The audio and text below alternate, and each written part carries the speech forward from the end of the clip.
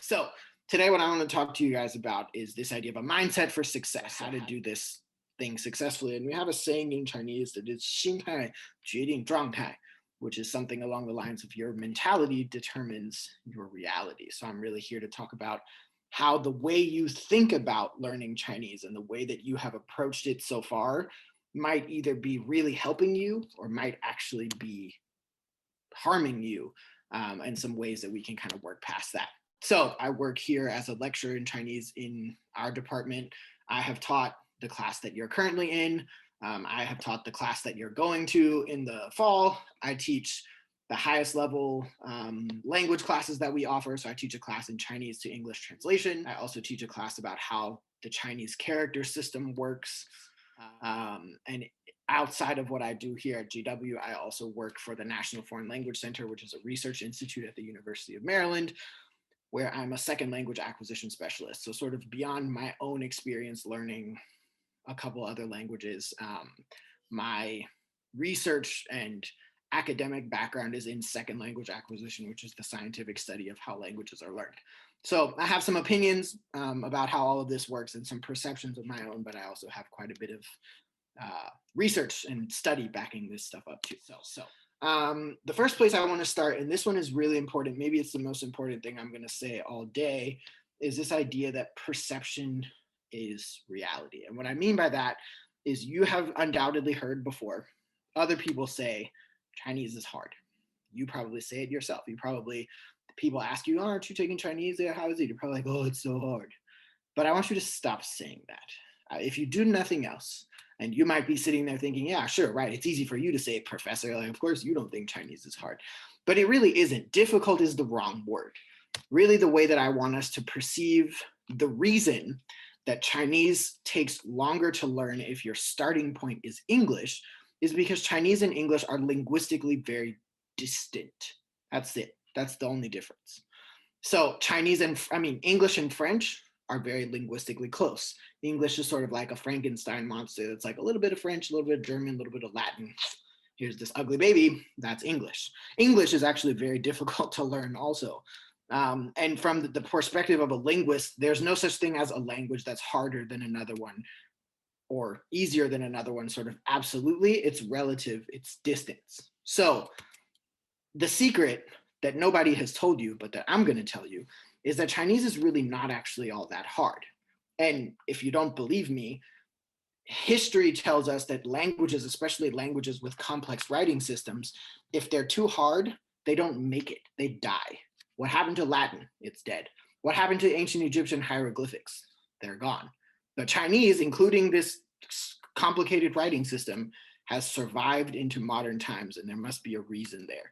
So I would advise you to, think about English, right? Refrigerator. That's not an easy word. It's way easier in Chinese. You think about the months. If you had to teach someone the months of the year in English, how would you teach them? They all end in airy? No, they don't. They all end in what? Nothing. They all begin what way? Nothing. What's the pattern? What's the system? Nothing. Nothing that you can explain. They have to do with the planets, but you don't know that, and you can't explain it to anybody else. But in Chinese, they're much easier. If you want to speak French like I do, you want to say go in French, well, who are you talking about? And when did they do it? And did they do it, or did they only do it in theory and whatever? In Chinese, it's much, much easier, okay? So it's really important to keep in mind that this idea is just relative, that distance, if you want to traverse a greater distance, you have to use more time, but that's it, that it's not any more difficult. And in fact, there are lots of patterns and reasons why Chinese is a lot easier in certain aspects than other languages you might go learn. So my sort of argument for you today is that your mindset is really important. How you approach this, the way that you think about yourself and the way that you think about Chinese and the way that you understand the learning process will have significant impact on how successful you are.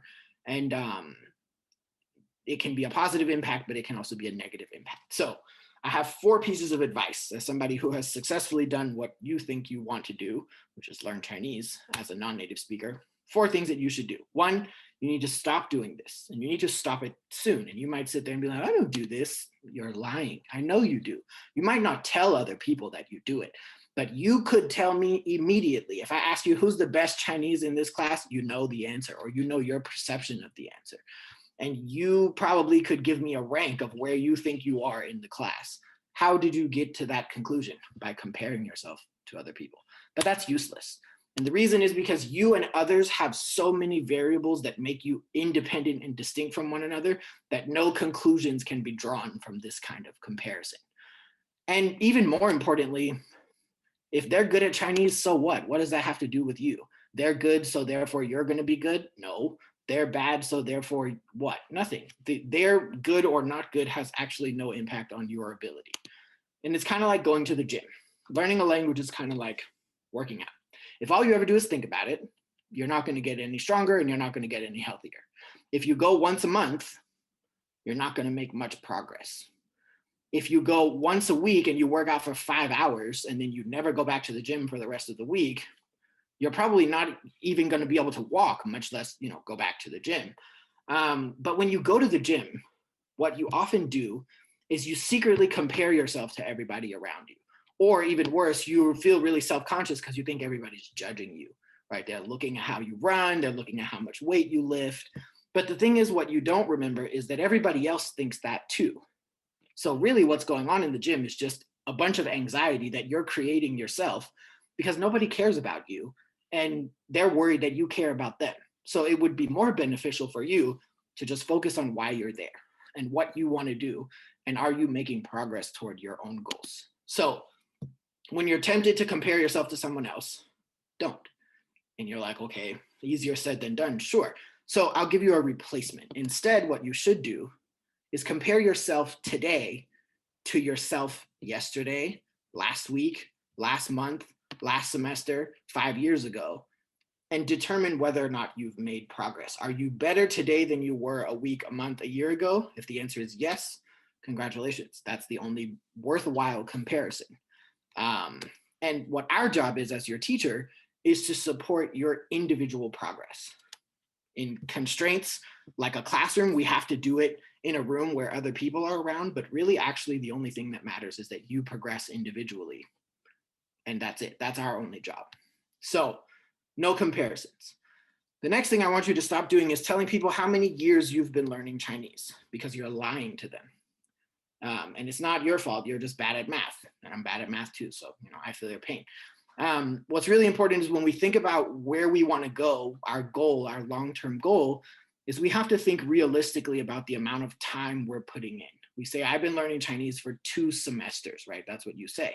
But let's do some math. And I wrote it out because I'm bad at math, right? So if one semester is 16 weeks long, if we assume that you take 50 minutes of Chinese class 4 days a week, which you have a little bit more, but we'll assume it's 50, that's 200 minutes a week, right? If we multiply that by 16 weeks, it's about 53 hours. But we have to take out test days because you're not learning new stuff. We have to take out absences because you missed class. We have to take out spring break, fall break, whatever break in these weeks. We have to take out those moments that you're daydreaming or that you're on, Facebook, whatever it is that you young people, listen to me, I sound like my grandma, you use, right? Because you're distracted, you're not paying attention, you're not learning.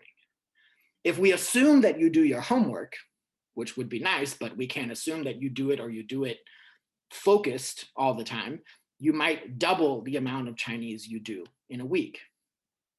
But if we come back to a semester in total is 2,688 hours, and you do Chinese for 53 hours, that means Chinese occupies less than 2% of your life. So when you ask yourself, how long have you actually been learning Chinese? It hasn't been a semester. It hasn't been a year. It's been like 3 days per semester, right? Divide this by 24. It's been like 2 days and some change in the fall and 2 days and some change in the spring, which actually should be a relief to you. Why? Because think about starting anything from scratch. If you start from scratch and in 3 days, you make as much progress as you've made in Chinese, that's a lot, right? That's something to be excited about and to be proud of. But you give yourself a lot of weird pressure when you say, I've been learning Chinese for 5 years, when you've actually been learning Chinese for like 4.5 days, right? 4 days sounds much better. And people are like, wow, you're this good at Chinese in 4 days. And you're like, yeah. And they're like, oh, that's crazy. And you're not technically lying because they're bad at math, not you now, right? The next thing that's really important is, again, I really don't believe that people come to a language like Chinese for no reason. I think you have a goal. You might not have thought super clearly about it, and that's a problem too, and we'll fix it in a minute. But if you can't explain what your goals are, then it's not that you're never going to make progress towards your goals. It's just that you can't measure your progress. So you're going to feel like you're not making progress. And then you're going to feel really frustrated. You're going to be like, I've been working really hard. I know I'm doing this every day. I'm doing what my teacher says. Why am I not getting better? And it probably isn't that you're not getting better. It's just that you're not measuring it right. So it's important to ask yourself the question, where do you want to be with Chinese by the end of this class, by the end of college, by that moment when you can look at someone else and say, I did it. I made it to wherever it is that I'm trying to get. What does that actually look like? And it's okay. You don't have to, it's not signing a blood contract, right? You don't have to write your goals in stone and then you can never change them again, but you do have to have goals and then update them as that makes sense. So I'm going to prove to you that you don't know your own goals and that all of your goals are not the same.